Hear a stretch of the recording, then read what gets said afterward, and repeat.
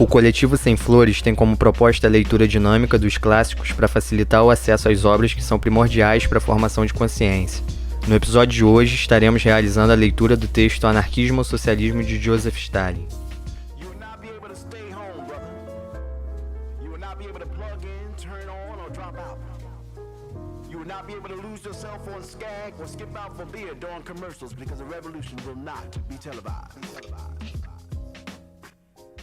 Anarquismo ou Socialismo, Joseph Stalin, 10 de abril de 1907. O eixo da vida social moderna é a luta de classes. No curso dessa luta, porém, cada classe é guiada pela sua ideologia. A burguesia possui sua própria ideologia, o chamado liberalismo. O proletariado também possui sua própria ideologia, é como se sabe, o socialismo. Não se pode considerar o liberalismo como um todo uno e indivisível. Subdivide-se em diferentes tendências correspondentes às diferentes camadas da burguesia. O socialismo tampouco é uno e indivisível. Nele também existem diferentes tendências. Não nos ocuparemos aqui da análise do liberalismo. É melhor adiá-la para outra ocasião. Queremos dar a conhecer ao leitor somente o socialismo e suas correntes.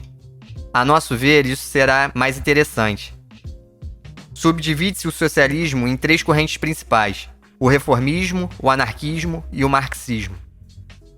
O reformismo, de Bernstein e outros, que considera o socialismo somente como um objetivo remoto e nada mais, o reformismo que de fato nega a revolução socialista e procura instaurar o socialismo por via pacífica, o reformismo que não preconiza a luta de classes, mas sim a colaboração entre as classes, esse reformismo decompõe-se dia a dia, perde dia a dia todos os seus traços do socialismo e, em nossa opinião, não tem nenhuma necessidade de ser aqui, nestes artigos, analisado ao definirmos o socialismo.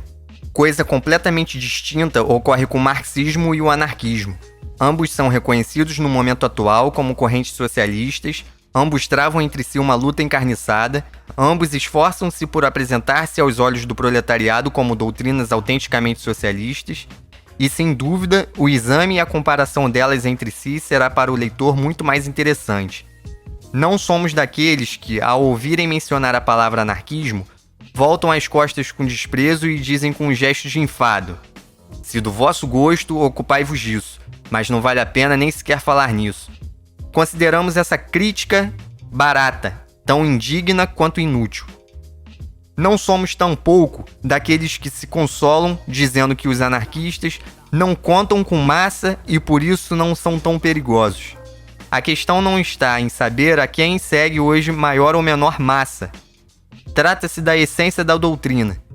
Se a doutrina dos anarquistas expressa a verdade, então está por si mesmo claro que ela romperá caminho e reunirá em torno de si a massa. Se, porém, tal doutrina é inconsistente e se encontra edificada sobre uma base falsa, não subsistirá por muito tempo e acabará suspensa no ar. A inconsistência do anarquismo, entretanto, deve ser demonstrada. Há quem considere que marxismo e o anarquismo têm em comum os mesmos princípios, que entre ambos existem só divergências táticas, de modo que, segundo essa opinião, é completamente impossível contrapor uma corrente à outra. Isso, porém, é um grave erro. Estamos convencidos de que os anarquistas são verdadeiros inimigos do marxismo. Em consequência, reconhecemos também que contra verdadeiros inimigos temos de travar também uma luta verdadeira. Por isso é necessário examinar a doutrina dos anarquistas do começo ao fim e ponderá-la criteriosamente em todos os seus aspectos. O fato é que marxismo e anarquismo estão edificados sobre princípios inteiramente diferentes, embora ambos se apresentem no campo da luta sob a bandeira do socialismo. A pedra angular do anarquismo é o indivíduo, cuja libertação constitui, ao seu ver, a condição principal da libertação da massa, da coletividade. Segundo o anarquismo, a libertação da massa é impossível enquanto não se liberte o indivíduo. Consequentemente, sua palavra de ordem é tudo para o indivíduo. Em oposição à pedra angular do marxismo é a massa, cuja libertação, ao seu ver, é a condição principal para a libertação do indivíduo. Isso significa, segundo o marxismo, que a libertação do indivíduo é impossível enquanto não se liberte a massa. Consequentemente, sua palavra de ordem é tudo para a massa. É claro que aí temos 2 princípios que se negam mutuamente, e não apenas divergências táticas. A finalidade de nossos artigos é confrontar esses dois princípios opostos, comparar entre si o marxismo e o anarquismo e esclarecer desse modo suas virtudes e defeitos. Precisamente aqui consideramos necessário dar a conhecer ao leitor o plano destes artigos. Iniciaremos com a caracterização do marxismo, aludindo de passagem aos pontos de vista dos anarquistas sobre o marxismo, e depois passaremos à crítica do próprio anarquismo. A saber, exporemos o método dialético, os pontos de vista dos anarquistas sobre esse método e nossa tática, a teoria materialista, os pontos de vista dos anarquistas e nossa crítica.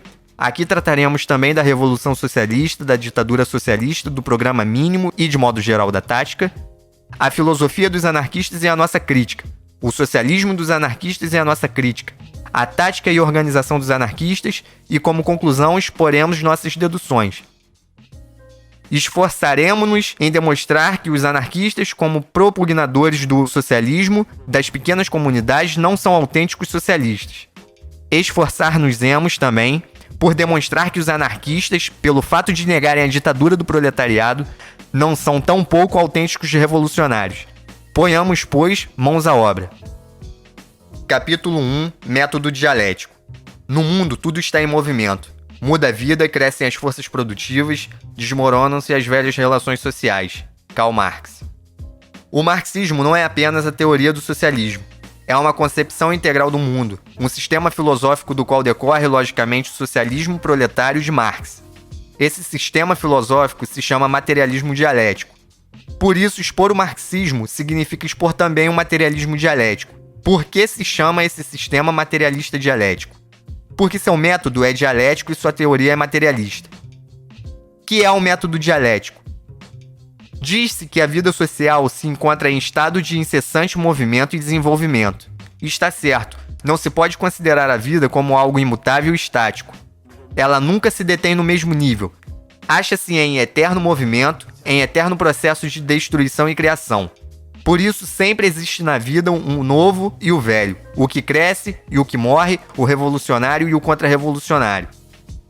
O método dialético ensina-nos que temos de considerar a vida precisamente tal como é na realidade. Vimos que a vida se encontra em incessante movimento. Portanto, devemos examinar a vida em seu movimento e perguntar: para onde marcha a vida? Vimos que a vida apresenta um quadro de constante destruição e criação. Portanto, nosso dever consiste em examinar a vida em sua destruição e criação e nos perguntar: o que é que se destrói e o que é que se cria na vida? O que na vida nasce e dia a dia cresce é invencível. Deter seu movimento para frente é impossível. Isto é, se por exemplo na vida nasce o proletariado como classe e cresce a cada dia, por débil pouco numeroso que será hoje, há de vencer não obstante ao fim das contas. Por quê? Porque cresce, porque se fortalece e marcha para frente. Ao contrário, o que na vida envelhece e caminha para a sepultura, há de sofrer inevitavelmente a derrota. Embora hoje represente uma força gigantesca. Isto é, se por exemplo, a burguesia perde paulatinamente terreno e retrocede dia a dia, por forte e numerosa que seja hoje, há de sofrer, não obstante, ao fim das contas, a derrota. Por quê? Porque como classe se decompõe, se debilita, envelhece e se converte em carga inútil na vida. Disso deriva, precisamente, a conhecida tese dialética. Tudo o que realmente existe, isto é, tudo o que cresce dia a dia é racional, e tudo o que dia a dia se decompõe é irracional, e, portanto, não evitará a derrota. Por exemplo, na 8ª década do século passado, entre os intelectuais revolucionários russos, surgiu uma grande discussão. Sustentavam os populistas que a força principal capaz de encarregar-se da emancipação da Rússia era a pequena burguesia do campo e da cidade. Por quê? Perguntavam os marxistas. Porque, respondiam os populistas, a pequena burguesia do campo e da cidade constitui agora a maioria e, além disso, é pobre e vive na miséria. Replicavam os marxistas. É certo que a pequena burguesia do campo e da cidade constitui hoje a maioria, e realmente é pobre. Mas será essa a questão? A pequena burguesia há muito tempo é a maioria, porém até agora não manifestou, sem a ajuda do proletariado, nenhuma iniciativa na luta pela liberdade. Por quê? Porque a pequena burguesia como classe não cresce. Pelo contrário, decompõe-se dia a dia e subdivide-se em burgueses e proletários. Por outro lado, naturalmente, tampouco a pobreza tem aqui uma importância decisiva. Os vagabundos são mais pobres que a pequena burguesia, porém ninguém asseverará que possam encarregar-se da libertação da Rússia. Como se vê, o problema não se cifra em saber que classe constitui hoje a maioria ou que classe é mais pobre, mas em saber que classe se fortalece e qual se desagrega. E como o proletariado é a única classe que cresce e se fortalece sem cessar, que impulsiona a vida social e agrupa em torno de si todos os elementos revolucionários, nosso dever é, portanto, reconhecê-lo como força principal no movimento contemporâneo, formar em suas fileiras e fazer de suas aspirações progressistas nossas próprias aspirações. Era assim que os marxistas respondiam. Evidentemente, os marxistas consideravam a vida de um modo dialético, enquanto os populistas racionavam de um modo metafísico e concebiam a vida social como algo estático. Eis aí como o método dialético considera o desenvolvimento da vida. Mas há movimento e movimento. Houve movimento na vida social durante as jornadas de dezembro, quando o proletariado, erguendo a cabeça, assaltou os depósitos de armas e empreendeu o ataque contra a reação. Mas temos também de qualificar de movimento social o movimento dos anos anteriores, quando o proletariado, sob as condições do desenvolvimento pacífico, se limitava a declarar uma ou outra greve e a criar pequenos sindicatos. É evidente que o movimento apresenta formas diferentes. Pois bem, o método dialético afirma que o movimento tem dupla forma, uma evolutiva e outra revolucionária. O movimento é evolutivo quando os elementos progressistas continuam espontaneamente seu trabalho diário e introduzem, na velha ordem de coisas, modificações pequenas, quantitativas. O movimento é revolucionário quando os elementos progressistas se unem, se compenetram de uma só ideia e se lançam contra o campo inimigo, para extirpar a velha ordem de coisas e introduzir na vida mudanças qualitativas, instaurar uma nova ordem de coisas. A evolução prepara para a revolução e cria o terreno para ela. E a revolução coroa a evolução e contribui para prosseguir a obra desta. Processos semelhantes ocorrem também na vida da natureza. A história da ciência mostra que o método dialético é um método autenticamente científico, começando pela astronomia e terminando pela sociologia. Em todas as partes se encontra a confirmação da ideia de que o mundo nada é eterno. Tudo muda, tudo se desenvolve. Por conseguinte, tudo na natureza deve ser examinado do ponto de vista do movimento, do desenvolvimento. E isso significa que o espírito da dialética penetra em toda a ciência contemporânea. E no que se refere às formas do movimento, no que se refere ao fato de que, de acordo com a dialética, as pequenas mudanças quantitativas levam, no final de contas, às grandes mudanças qualitativas. Essa lei também vigora com igual intensidade na história natural. O sistema periódico dos elementos, de Mendeleev, evidencia claramente a grande importância que na história natural tem o aparecimento das mudanças qualitativas, que surgem das mudanças quantitativas. É testemunho disso na biologia a teoria do neolamarquismo, a qual o neodarwinismo cede lugar. Não nos referimos a outros fatos exaustivamente esclarecidos por Engels em seu Anti-Düring. Tal é o conceito do método dialético. Como consideram os anarquistas o método dialético? É sabido de todos que o fundador do método dialético foi Hegel. Marx depurou e melhorou esse método. Naturalmente, essa circunstância é também conhecida pelos anarquistas. Sabem eles que Hegel era conservador. E eis que, aproveitando a ocasião, atacam Hegel, a mais não por poder como partidário da restauração. Demonstram com paixão que Hegel é o filósofo da restauração, que ele exalta o constitucionalismo burocrático em sua forma absoluta, que a ideia geral de sua filosofia da história está subordinada e serve à tendência filosófica da época da restauração, e etc. Demonstra a mesma coisa em suas obras o conhecido anarquista Kropotkin. Vide, por exemplo, sua Ciência e Anarquismo em Língua Russa. Como Kropotkin, fazem coro em uníssono nossos kropotkinianos, começando por Csikszentmihalyi. Isto é certo, ninguém os contesta. Pelo contrário, todo mundo está de acordo que Hegel não era revolucionário. Marx e Engels, pessoalmente, foram os primeiros a demonstrar em sua Crítica da Crítica Crítica que as concepções históricas de Hegel se acham em contradição radical com o poder soberano do povo. Mas apesar disso, os anarquistas procuram demonstrar e consideram necessário demonstrar dia após dia que Hegel é um partidário da restauração. Por que o fazem? Provavelmente, com isso, tudo desacreditar Hegel e dar a entender ao leitor que o método do reacionário Hegel também não pode deixar de ser detestável e anticientífico. Pensam os anarquistas que desse modo podem refutar o método dialético. Afirmamos nós que desse modo apenas demonstrarão sua própria ignorância. Pascal e Leibniz não eram revolucionários, mas o método matemático descoberto por eles é reconhecido hoje como um método científico. Mayer e Helmholtz não eram revolucionários, mas suas descobertas no domínio da física serviram de base à ciência. Tampouco eram revolucionários Lamarck e Darwin, mas seu método evolucionista pôs de pé a ciência biológica. Por que então não se pode reconhecer o fato de que, apesar do conservantismo de Hegel, o mesmo Hegel conseguiu elaborar um método científico dominado dialético? Não. Desse modo, os anarquistas apenas demonstrarão sua própria ignorância. Prossigamos. Segundo a opinião dos anarquistas, a dialética é metafísica, e como querem emancipar a ciência da metafísica e a filosofia da teologia, por isso precisamente repelem o método dialético. Ah, esses anarquistas, é como diz o ditado, paga o justo pelo pecador.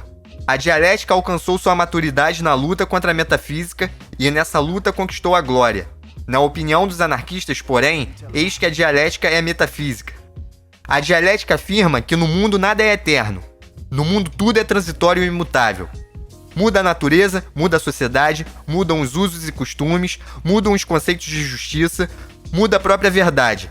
Por isso mesmo a dialética considera tudo de um modo crítico, por isso mesmo nega a verdade estabelecida de uma vez para sempre e, por conseguinte, nega também as abstratas teses dogmáticas fixas que, uma vez encontradas, têm apenas de ser decoradas, vide Engels e Feuerbach. Em troca, a metafísica nos afirma coisas completamente diversas. Para ela, o mundo é algo de eterno e imutável, vide Engels, Anti-Düring. O mundo está determinado de uma vez para sempre por alguém ou por algo. Eis porque os metafísicos têm sempre na boca a justiça eterna e a verdade imutável. O pai dos anarquistas, Proudhon, dizia que no mundo existe uma justiça imutável, determinada de uma vez para sempre, que deve ser colocada como base da sociedade futura. Em virtude disso, é que Proudhon era chamado metafísico. Marx lutou contra Proudhon, com auxílio do método dialético, e demonstrou que, já que no mundo tudo muda, deve mudar também a justiça e, por conseguinte, a justiça imutável é um delírio metafísico. Vide Marx em Miséria da Filosofia. E os discípulos georgianos do metafísico Proudhon nos afirmam: a dialética de Marx é metafísica. A metafísica reconhece diferentes dogmas nebulosos, como, por exemplo, o incognoscível, a coisa em si, e no final de contas transforma-se em teologia sem conteúdo.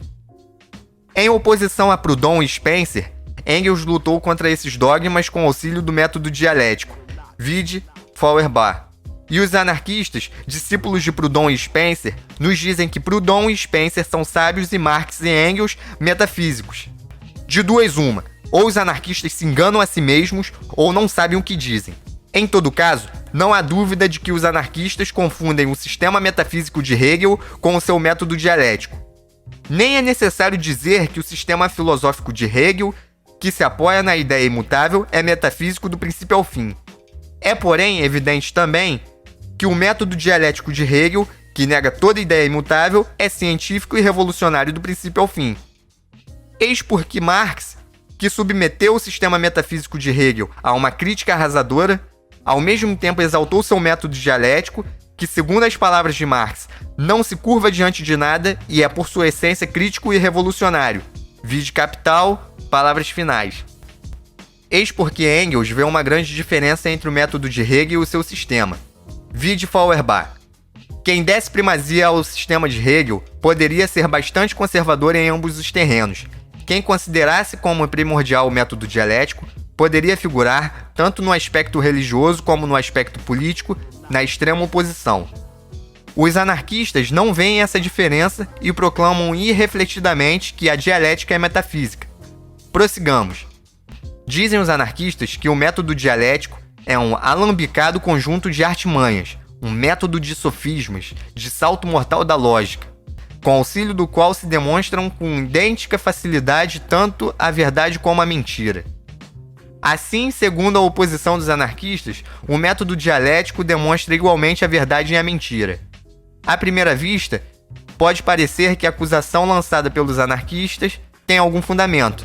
Ouça-se, por exemplo, o que diz Engels de quem segue o método metafísico. Entre aspas, seu discurso compõe-se de sim, sim, não, não. O que passar disso pertence ao diabo. Para ele, uma coisa existe ou não existe. Uma coisa não pode ser ao mesmo tempo o que é e outra coisa diferente. O positivo e o negativo se excluem reciprocamente em absoluto. Anti-Düring, introdução. Como? Replicarão acalorados os anarquistas. É possível, por acaso, que um mesmo objeto seja ao mesmo tempo bom e mau? Mas é claro que isso é um sofisma, um jogo de palavras, mas é claro que isso significa que desejais demonstrar com idêntica facilidade a verdade e a mentira. Penetremos, todavia, na essência da questão. Hoje reivindicamos a República Democrática. Podemos dizer que a República Democrática é boa em todos os sentidos ou que é má em todos os sentidos? Não, não podemos dizê-lo. Por quê? Porque a República Democrática é boa somente no aspecto, quando destrói a ordem feudal, mas em troca é má no outro aspecto, quando fortalece a ordem burguesa. Por isso, precisamente, afirmamos: no que a República Democrática destrói a ordem feudal, é boa e lutamos por ela. Mas no que fortalece a ordem burguesa, é má e lutamos contra ela. Segue-se daí que uma única e mesma República Democrática é ao mesmo tempo boa e má, é sim e não. O mesmo cabe dizer da jornada de trabalho de 8 horas, pois ao mesmo tempo é boa no que fortalece o proletariado e má no que reforça o sistema do trabalho assalariado. Fato precisamente dessa índole tinha Engels em conta quando caracterizava o método dialético com as palavras acima citadas. Mas os anarquistas não compreenderam isso, e uma ideia completamente clara lhes pareceu um sofisma nebuloso. Naturalmente, os anarquistas são livres de perceber ou não perceber esses fatos. Até podem não perceber a areia numa costa arenosa. Estão em seu direito. Mas que tem que ver com isso o método dialético, o qual, diferentemente do anarquismo, não olha a vida com os olhos fechados, sente a palpitação da vida e afirma abertamente. Como a vida muda rapidamente e se encontra em movimento, todo fenômeno vital tem duas tendências, uma positiva e outra negativa, das quais devemos defender a primeira e repelir a segunda. Mas que tem a ver com isso o método dialético, o qual, diferentemente do anarquismo, não olha a vida com os olhos fechados, sente a palpitação da vida e afirma abertamente. Como a vida muda rapidamente e se encontra em movimento, todo movimento vital tem duas tendências, uma positiva e outra negativa, das quais devemos defender a primeira e repelir a segunda. Prossigamos ainda. Na opinião de nossos anarquistas, entre aspas, o desenvolvimento dialético é um desenvolvimento catastrófico mediante o qual primeiro se destrói totalmente o passado e depois, de maneira de todo separada, consolida-se o futuro. Os cataclismos de Cuvier eram engendrados por causas desconhecidas, mas as catástrofes de Marx e Engels são engendradas pela dialética. Vide Nobat. Mas em outro lugar, esse mesmo autor escreve: o marxismo se apoia do darwinismo e mantém para com este uma atitude acrítica. Preste-se com atenção. Cuvier nega a evolução darwinista, reconhece somente os cataclismos, e o cataclismo é uma explosão inesperada, engendrada por causas desconhecidas. Os anarquistas afirmam que os marxistas associam-se a Cuvier e, por conseguinte, rejeitam o darwinismo. Darwin nega os cataclismos de Cuvier, reconhece somente a evolução gradual. E eis porque esses mesmos anarquistas afirmam que o marxismo se apoia no darwinismo e mantém para com este uma atitude acrítica, isto é, os marxistas negam os cataclismos de Cuvier. Numa palavra, os anarquistas acusam os marxistas de seguirem a Cuvier e ao mesmo tempo lhes lançam em rosto que seguem Darwin e não a Cuvier. Assim é a anarquia. Como diz o ditado, feitiço virou contra o feiticeiro. É evidente que do número 8 do Nobat esqueceu-se o que dizia do número 6. Qual deles tem razão, o número 8 ou o número 6? Vejamos os fatos, diz Marx. Ao chegarem a uma determinada fase de seu desenvolvimento, as forças produtivas materiais da sociedade entram em contradição com as relações de produção existentes, ou, o que não é mais do que sua expressão jurídica, com as relações de propriedade. E abre-se, assim, uma época de revolução social. Mas nenhuma formação social perece antes que se desenvolvam todas as forças produtivas que ela pode comportar. Vide Marx, Contribuição à Crítica da Economia Política, prólogo. Se aplicar essa tese de Marx à vida social contemporânea, irá se verificar que entre as forças produtivas modernas, que têm um caráter social, e a forma de apropriação dos produtos, que tem um caráter privado, existe um conflito radical que deve culminar na Revolução Socialista, vide Engels em Anti-Düring, capítulo 2 da terceira parte. Como se vê, na opinião de Marx e Engels, não são as causas desconhecidas de Cuvier que geram a revolução, mas causas sociais completamente determinadas e vitais, chamadas desenvolvimento das forças produtivas. Como se vê, na opinião de Marx e Engels, a revolução só se leva a cabo quando amadurecem suficientemente as forças produtivas, e não inesperadamente como pensava Cuvier. É evidente que nada existe de comum entre os cataclismos de Cuvier e o método dialético de Marx.